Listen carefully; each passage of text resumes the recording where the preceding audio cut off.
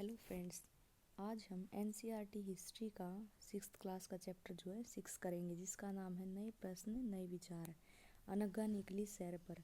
अनघा आज पहली बार अपने विद्यालय की ओर से सैर पर जा रही थी, इसलिए उसने देर रात पुणे महाराष्ट्र में वाराणसी उत्तर प्रदेश की ट्रेन पकड़ी। स्टेशन पर अनघा को छोड़ने आई उसकी माँ ने अध्यापिका से कहा, बुद्ध के बारे में बताने के साथ साथ उन्हें सारनाथ दिखाने भी ले जाइए। बुद्ध की कहानी। बौद्ध धर्म के संस्थापक सिद्धार्थ थे, जिन्हें गौतम के नाम से भी जाना जाता है। लगभग 2500 वर्ष पूर्व उनका जन्म हुआ था। यह वह समय था जब लोगों के जीवन में तेजी से परिवर्तन हो रहे थे। जैसा कि तुमने अध्याय 5 में पढ़ा, महाजनपदों के कुछ राजा इस समय बहुत शक्तिशाली हो गए थे। हजारों साल के बाद फिर से नगर उभर रहे थे। गांव के जीवन में भी बदलाव आ रहा था। बहुत से विचारक इन परिवर्तनों को समझने का प्रयास कर रहे थे। वे जीवन के सच्चे अर्थ को भी जानना चाह रहे थे। बुद्ध अक्षत्रिय थे तथा शाक्य नाम के एक छोटे से गण से संबंधित थे। तो बुद्ध क्या थे? अक्षत्रिय। और वे कौन से गण से संबंधित थे? शाक्य नाम के एक गण से संबंधित थे। युवावस्था में ज्ञान की खोज में उन्होंने अपने घर को के सुखों को छोड़ दिया। अनेकों वर्षों तक वे भ्रमण करते रहे तथा अन्य विचारकों से मिलकर चर्चाएं करते रहे।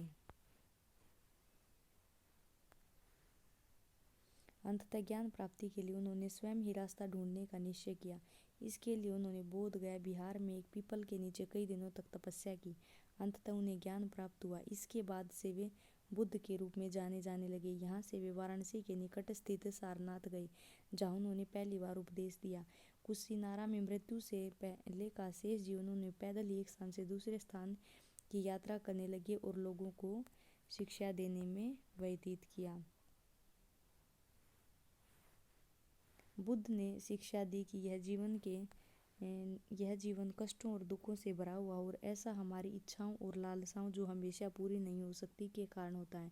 कभी कभी हम जो चाहते हैं वह प्राप्त कर लेने के बाद भी संतुष्ट नहीं होते हैं एवं और अधिक अन्य वस्तुओं को पाने की इच्छा करने लगते हैं। बुद्ध ने इस लिप्सा को तृष्णा कहा है। बुद्ध ने शिक्षा दी कि आत्म संयम अपनाकर ऐसी लालसा से मुक्ति पा सकते हैं। सारनाथ स्तूप। इस इमारत को स्तूप की ये जो इमारत दिखाई गई स्तूप के नाम से जाना जाता है। यहाँ पर बुद्ध ने अपना सर्वप्रथम उपदेश दिया। इसी घटना की स्मृति में यहाँ स्तूप का निर्माण किया गया। उन्होंने लोगों को दयालु होने तथा मनुष्य के साथ साथ जानवरों के जीवन का भी आदर करने की शिक्षा दी। वे मानते थे कि हमारे कर्मों के परिणाम, चाहे वे अच्छे हों या बुरे, हमारे वर्तमान के जीवन के साथ साथ बाद के जीवन को भी प्रभावित करते हैं। बुद्ध ने अपनी शिक्षा सामान्य लोगों की प्राकृत भाषा में दी।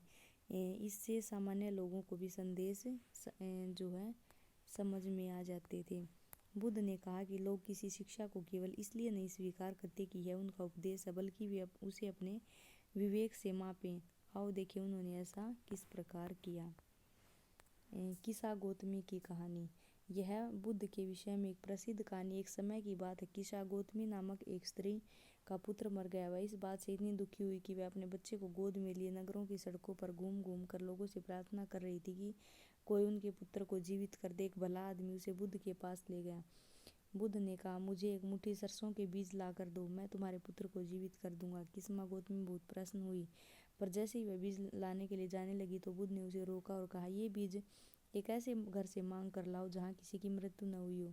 किसा गौतमी एक दरवाजे से दूसरे दरवाजे गई, लेकिन वह जहाँ भी गई उसने पाया कि हर घर में किसी न किसी के माता पिता, भाई बहन, पत्नी पत्नी, बच्चे, चाचा चाची, दादा या दादी की मृत्यु हुई थी। ये उपनिषद।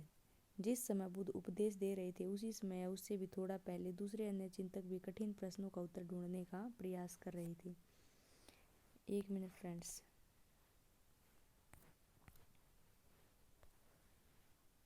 उनमें से कुछ मृत्यु के बाद के जीवन के बारे में जानना चाहते थे, जबकि अन्य यज्ञों की उपयोगिताओं के बारे में जानने के इच्छुक थे। इनमें से अधिकांश चिंतकों का यह मानना था कि विश्व में कुछ तो ऐसा है जो स्थायी और जो मृत्यु के बाद भी बचा रहता है। इसका वर्णन आत्मा तथा ब्रह्मा अथवा सार्वभौमिक आत्मा के रूप में किया गया। वे मानते थे कि अंततः आत्मा एवं ब्रह्मा एक ही है। भारतीय दर्शन की 6 पद्धति षड दर्शन। सदियों में भारत द्वारा सत्य की बौद्धिक खोज का प्रतिनिधित्व दर्शन की 6 शाखाओं ने किया। ये वैश्विक न्याय, सांख्य, योग, पूर्व मीमांसा और वेदांत या उत्तर मीमांसा के नाम से जाने जाते हैं। दर्शन की 6 पद्धतियों की स्थापना क्रमशः ऋषि कणद, गौतम, कपिल, पतंजलि, जैमिनि और व्यास के द्वारा की गई मानी जाती है, जो आज भी देश के बौद्धिक चर्चा को दिशा देते हैं। जर्मन मूल के ब्रिटिश भारतविद फ्रेडरिक मैक्समूलर के अनुसार दर्शन की इन 6 शाखाओं का विकास कई पीढ़ियों के दौरान व्यक्तिगत विचारकों के योगदान में हुआ। यद्यपि ये एक दूसरे से भिन्न दिखते हैं, तथापि सत्य को इनकी समझ के पर आधारभूत तालमेल दिखता है। ऐसे कई विचारों का संकलन उपनिषदों में हुआ है। उपनिषद उत्तर वैदिक ग्रंथों का हिस्सा थे। उपनिषद का शाब्दिक अर्थ है गुरु के समीप बैठना। इन ग्रंथों में अध्यापकों और विद्यार्थियों के बातचीत का उल्लेख किया गया। प्राय ये विचार सामान्य वार्तालाप के रूप में प्रस्तुत किए गए हैं। बुद्धिमान भिखारी। यह वार्तालाप छांदोग्य उपनिषद नामक एक प्रसिद्ध उपनिषद की एक प्रथम कहानी पर आधारित है। शौनक व अभिप्रतारिण नामक 2 ऋषि सार्वभौम आत्मा की उपासना कर रहे थे। एक बार ज्यों ही वे भोजन करने के लिए बैठे, एक भिखारी आया और भोजन मांगने लगा। शौनक ने कहा, हम तुम्हें कुछ नहीं दे सकते। भिखारी ने पूछा, विद्वजन, आप किसकी उपासना करते हैं? अभिप्रतारिण ने उत्तर दिया, सार्वभौम आत्मा की। ओह, इसका मतलब आप यह जानते हैं कि सार्वभौम आत्मा संपूर्ण विश्व में विद्यमान है। ऋषियों ने कहा, हाँ हाँ, हम यह जानते हैं। भिखारी ने पूछा, अगर यह सार्वभौम आत्मा संपूर्ण विश्व में विद्यमान है तो यह मेरे अंदर भी विद्यमान है। मैं कौन हूँ? मैं इस विश्व का एक भाग तो हूँ। तुम सत्य बोलते हो युवा ब्राह्मण, इसलिए हे ऋषियों, मुझे भोजन न देकर आप उस सार्वभौमिक आत्मा को भोजन देने से मना कर रहे हो। भिखारी की बात में सच्चाई जानकर ऋषियों ने उसे भोजन दे दिया। इन चर्चाओं में भाग लेने वाले अधिकांशतः पुरुष ब्राह्मण या राजा होते थे। कभी कभी गार्गी जैसे स्त्री विचारकों का भी उल्लेख मिलता है। विद्वता के लिए प्रसिद्ध गार्गी राज दरबारों में होने वाले वाद विवाद में भाग लिया करती थी। निर्धन व्यक्ति इस तरह से वाद विवाद में बहुत कम ही हिस्सा लेते थे। इस तरह का एक प्रसिद्ध अपवाद सत्यकाम जाबाल का है। सत्यकाम जाबाल का नाम उसकी दासी माँ के नाम पर पड़ा। सत्यकाम के मन में सत्य जानने की तीव्र जिज्ञासा उत्पन्न हुई। गौतम नामक एक ब्राह्मण ने उन्हें अपने विद्यार्थी के रूप में स्वीकार किया और वह अपने समय के सर्वाधिक प्रसिद्ध विचारकों में से एक बन गया।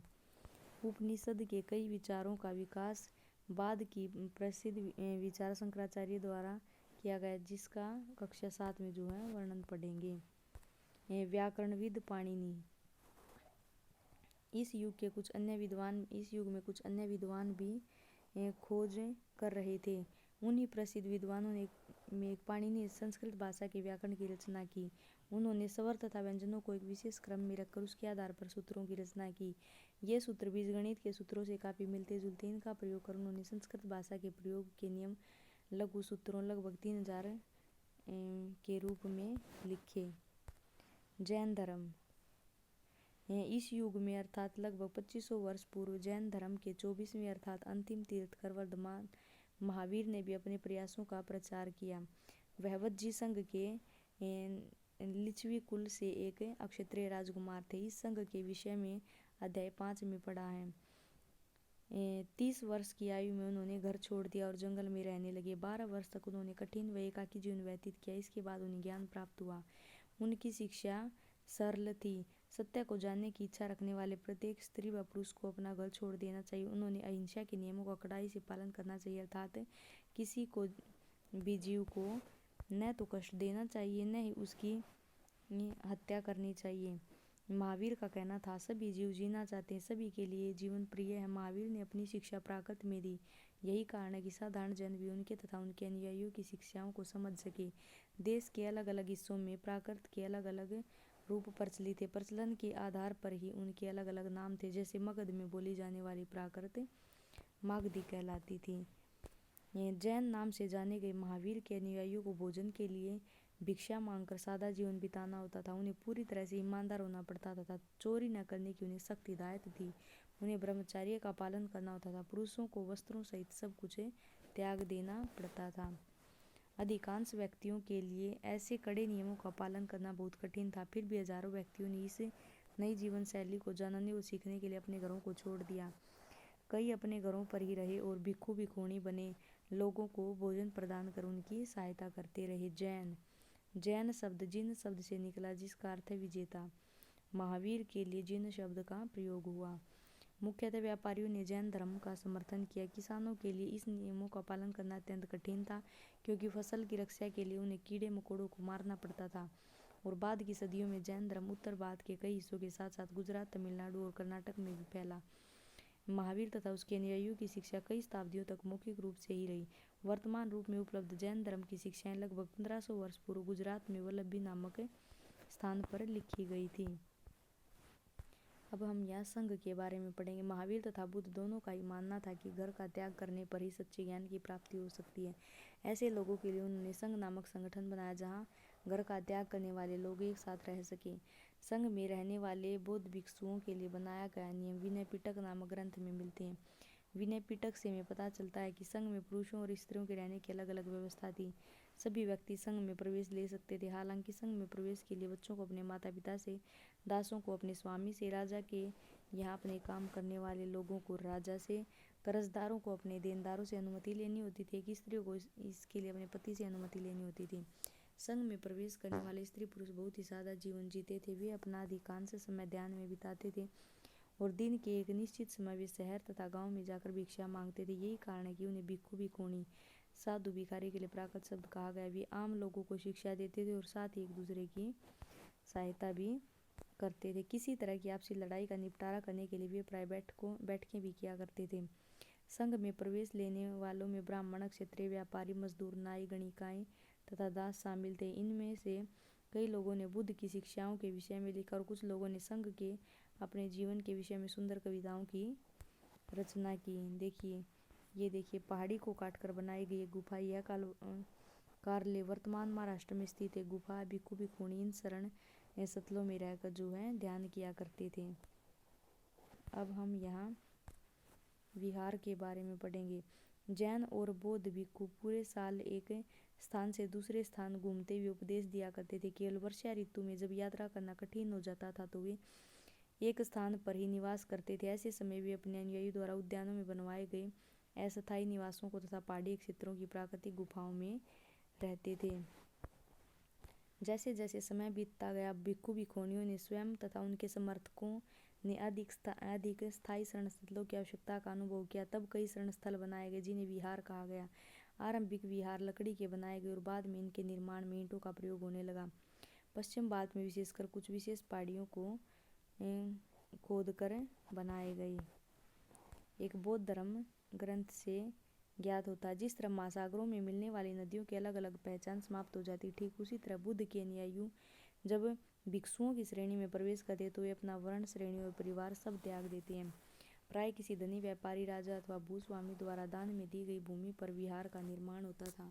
स्थानीय व्यक्ति भिक्षु भिक्षुणियों के लिए भोजन, वस्त्र, दवाइयाँ लेकर आते थे, जिसके बदले में ये भिक्षु भिक्षुणी लोगों को शिक्षा देते थे। आगे आने वाली शताब्दियों में बौद्ध धर्म उपमहाद्वीप के विभिन्न हिस्सों के साथ साथ बाहरी क्षेत्रों में भी फैल गया। आश्रम व्यवस्था। जैन और बौद्ध धर्म जिस समय लोकप्रिय हो रहे थे, लगभग उसी समय ब्राह्मणों ने आश्रम व्यवस्था का विकास किया। यहाँ आश्रम शब्द का तात्पर्य लोगों द्वारा रहने और ध्यान करने के लिए प्रयोग में आने वाले स्थान से नहीं, बल्कि इसका तात्पर्य जीवन के एक चरण से है। ब्रह्मचार्य, गृहस्थ, वानप्रस्थ तथा संन्यास नामक 4 आश्रमों की व्यवस्था की गई।